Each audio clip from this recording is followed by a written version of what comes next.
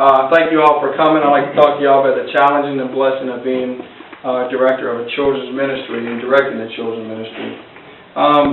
First thing I would like to say is it's very rewarding, but it's hard work. A lot of prayer goes into it. Leading the children's ministry requires a lot of work, a lot of creative work to keep their attention. I also like to say as leaders that I personally think God puts me on a higher standard, and I think that He looks at my actions and my personal relationship with Him. It should be right when I'm teaching kids. Today I'd like to discuss some of these challenges, but first I would like to start to explain what constitutes a children's ministry. Children's ministries are often non-profit organizations that are geared towards helping children in some way. Some ministries are secular in nature and might attempt to meet their physical needs. This would be orphanages, adoption agencies, and organizations that are geared towards feeding the hungry. Your local churches, where I serve, we intend to look towards the children's spiritual needs, and that is what we're based on, and that's what we creatively do each Sunday. Develop a vision. We should always have a vision and a plan. If we don't have a vision, then we really don't know where we're going to go or how we're going to fulfill the spiritual needs. Prayer is essential. Annie Armstrong of NAMB Ministries recommend for church leaders to meet in prayer for God's direction as they work to establish the children's ministries. If we go into children's ministries and we don't go in with God's direction, then I don't think that we will be fulfilling that ministry under God's direction. I don't think God will honor our ministry if we don't seek His guidance. And I think prayer is top-notch. Finding helpers. Helpers is a big problem that, sometimes we face because it's a dedication thing. Once we find dedicated helpers, I kind of find that helpers are very strong at the beginning, but sometimes we get that burnout feeling. Our helpers get burned out. And one of the things that our helpers get burned out on is they too are not getting fed spiritually. In children's ministry, we are creatively making ways to meet the needs of our children, but we as adults, we're more mature, and each Sunday morning, our adults are missing that.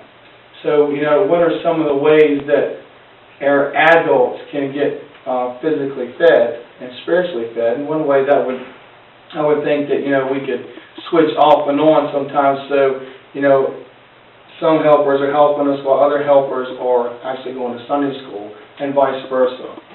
Or how about having outings or meetings that is just a group of leaders to have a Bible study or a fellowship. It's a very closeness thing that we can have as leaders in a group with their workers to do Bible studies and do just any type of outreach thing. It's a growing thing.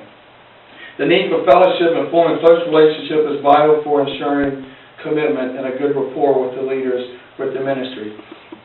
If you see that me as a leader, that I am seeking God's counsel, and you see that my life is what it ought to be as far as a Christian, then I would think my workers, too, will be more willing to follow. And as a group, we'll be stronger in serving the Lord. The blessings of directing the children's ministry. Renewed vigor in one's own spiritual journey.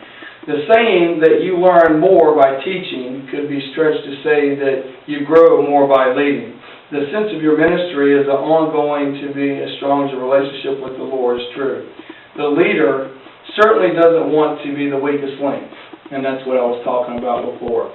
If the workers see that my spiritual life is no good, then why on earth would my workers want to do the same? And I think that workers would be second class if their leader was second class. Watching God change the lives of others is amazing. Terry Watt Kent, writer for Your Soul, says, the stakes in children's ministry, if you think of it, are high. We are responsible for the next generation of God's faithful. Based partly on our input, these young charges will follow Christ or not. Therefore, are so many temptations vying for our children's attention and allegiance. This is serious business. There are a tremendous sense of fulfillment when you're able to lead such an important endeavor. The Bible clearly shows that children are important to the Lord.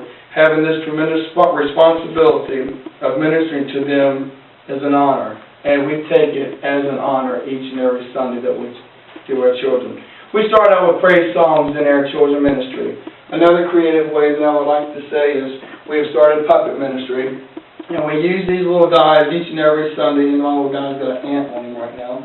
Each and every Sunday we use this guy and others to tell and spread the gospel of Jesus Christ. Thank you very much.